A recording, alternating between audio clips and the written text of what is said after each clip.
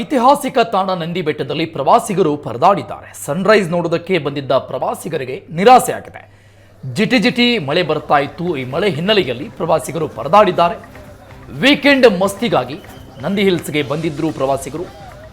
View point ನೋಡೋಕ್ಕಾಗದೇನೆ ಪ್ರವಾಸಿಗರು ಬೇಸರದಿಂದ ವಾಪಸ್ಸಾಗಿದ್ದಾರೆ. ಮಳೆ ಅಡ್ಡಿಯಿಂದ ಪ್ರವಾಸಿಗರು ಕಂಗಾಲಾಗಿದ್ದಾರೆ. ಸಾವಿರಾರು ಸಂಖ್ಯೆಯಲ್ಲಿ ವೀಕೆಂಡ್ ಅಲ್ಲಿ ನಂದಿ ಬೆಟ್ಟಕ್ಕೆ ಪ್ರವಾಸಿಗರು ಆಗಮಿಸ್ತಾರೆ. ಅದೇ ರೀತಿಯಾಗಿ ಈ ವಾರದ ವೀಕೆಂಡ್ ಅಲ್ಲೂ ಕೂಡ ಸಾವಿರಾರು ಸಂಖ್ಯೆಯಲ್ಲಿ ಪ್ರವಾಸಿಗರು ಆಗಮಿಸಿದ್ರು. ಆದರೆ ಜಿಟಿ ಮಳೆ ಹಿನ್ನೆಲೆಯಲ್ಲಿ ವ್ಯೂ ಪಾಯಿಂಟ್ ಸಿಕ್ಕಿಲ್ಲ, ಸನ್ರೈಸ್ ನೋಡೋದಕ್ಕೆ ಆಗಿಲ್ಲ. ಹಾಗಾಗಿ ಸಹಜವಾಗಿ ಬೇಸರದಿಂದ ವಾಪಸ್ಸಾಗಿದ್ದಾರೆ. ಕೆಲವು ದಿನಗಳ ಕಾಲ ಭಾರೀ ಪ್ರಮಾಣದಲ್ಲಿ ಸುರಿದಂಥ ಮಳೆ ಕೊಂಚ ದಿನಗಳ ಕಾಲ ಬಿಡು ಕೊಟ್ಟಿತ್ತು. ಈಗ ಮತ್ತೆ ಆರಂಭ ಆಗ್ತಾ ಇದೆ. ಈ ಜಿಟಿ ಮಳೆಯಿಂದ ಪ್ರವಾಸಿಗರು ವಾಪಸ್ಸಾಗಿದ್ದಾರೆ ನಿರಾಸೆಯಿಂದ.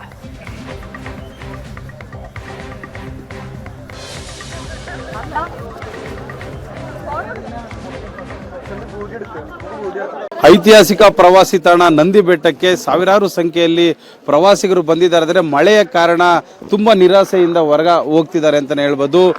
ಏನು ವೀಕೆಂಡ್ ಬಂದ್ರೆ ಸಾಕು ಸಾವಿರಾರು ಸಂಖ್ಯೆಯಲ್ಲಿ ನಂದಿ ಬೆಟ್ಟಕ್ಕೆ ಪ್ರವಾಸಿಗರ ದಂಡೆ ಹರಿದು ಬರ್ತದೆ. ಆದರೆ ಇವತ್ತು ಕೂಡ ವೀಕೆಂಡ್ ಹಿನ್ನೆಲೆ ಸಾವಿರಾರು ಸಂಖ್ಯೆಯಲ್ಲಿ ಏನು ಇಲ್ಲಿನ ಒಂದು ಸೂರ್ಯೋದಯವನ್ನ ನೋಡೋದಕ್ಕೆ, ಇಲ್ಲಿನ ಒಂದು ವಾತಾವರಣವನ್ನ ಸವಿಯೋದಕ್ಕೆ ಬಂದಿದೆ. ಆದರೆ ಮಳೆಯ ಕಾರಣ ಏನು ನಂದಿ ಬೆಟ್ಟದ ಮೇಲೆ ಪ್ರವಾಸಿಗರಿಗೆ ಒಂದಷ್ಟು ಏನು ನೋಡಲು ಸಾಧ್ಯವಾಗದೆ ವಾಪಸ್ ಆಗುವಂತಹ ಸಂದರ್ಭ ಬಂದಿದೆ ಅಂತಾನೆ ಹೇಳ್ಬೋದು. ಅಂದ್ರೆ ನೋಡ್ತಾ ಇರ್ಬೋದು ದೃಶ್ಯಗಳಲ್ಲಿ ಸಾವಿರಾರು ಸಂಖ್ಯೆಯಲ್ಲಿ ನಂದಿ ಬೆಟ್ಟಕ್ಕೆ ಪ್ರವಾಸಿಗರು ದಂಡೆ ಹರಿದು ಬಂದಿತ್ತು. ಆದ್ರೆ ಏನು ಬೆಟ್ಟದ ಮೇಲೆ ಮಳೆ ಬೀಳ್ತಾ ಇರೋ ಕಾರಣ ಸಾಕಷ್ಟು ನಿರಾಸೆಯಿಂದ ಏನು ಪ್ರವಾಸಿಗರೆಲ್ಲರೂ ಕೂಡ ವಾಪಸ್ ಹೋಗ್ತಾ ಇದ್ದಾರೆ.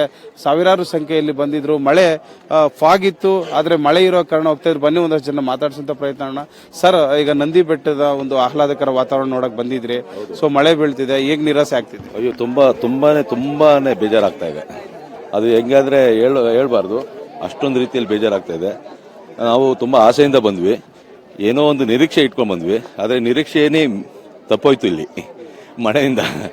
ಹಾಗಾಗಿ ನಾವೇನು ಮಾಡಕ್ಕಾಗ್ದಿರ ವಾಪಸ್ ಹೋಗ್ತಾ ಇದೀವಿ. ಈಗ ಅಂದ್ರೆ ಫ್ಯಾಮಿಲಿ ಎಲ್ಲ ಬಂದಿದ್ವಿ.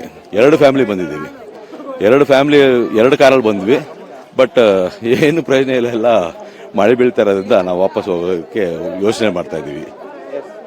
ಇದು ಪ್ರವಾಸಿಗರು ಹೇಳ್ತಾ ಇರೋದು. ಬನ್ನಿ ಸಾಕಷ್ಟು ಜನ ಪ್ರವಾಸಿಗರು ಏನು ನಂದಿ ಬೆಟ್ಟದ ಮೇಲೆ ವ್ಯೂ ಪಾಯಿಂಟ್ಸ್ ಇರ್ತವೆ, ಜೊತೆಗೆ ಫಾಗ್ ಇರುತ್ತೆ, ಇವೆಲ್ಲವನ್ನು ಕೂಡ ಸವಿಯೋದಕ್ಕೆ ಬರ್ತಾರೆ. ಆದ್ರೆ ಬೆಟ್ಟದ ಮೇಲೆ ಮಳೆ ಬಂದ್ರೆ ಇರೋದಕ್ಕಾಗೋದಿಲ್ಲ. ಹೀಗಾಗಿ ಪ್ರವಾಸಿಗರೆಲ್ಲ ವಾಪಸ್ ಹೋಗುವಂತ ಸಂದರ್ಭ ಬಂದಿದೆ ಅಂತಾನೆ ತುಂಬಾ ನಿರಾಸೆಯಿಂದ ಹೋಗ್ತಾ ಇದ್ದಾರೆ ಅಂತಾನೆ ಹೇಳ್ಬೋದು.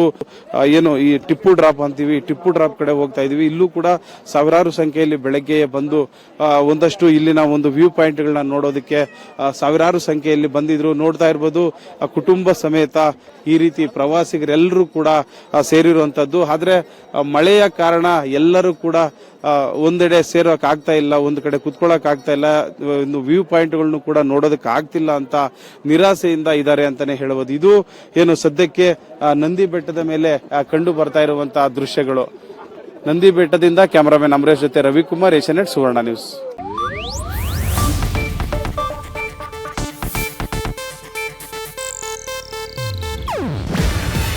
ಇದು ಏಷ್ಯಾನೆಟ್ ನ್ಯೂಸ್ ನೆಟ್ವರ್ಕ್ ಪ್ರಸ್ತುತಿ.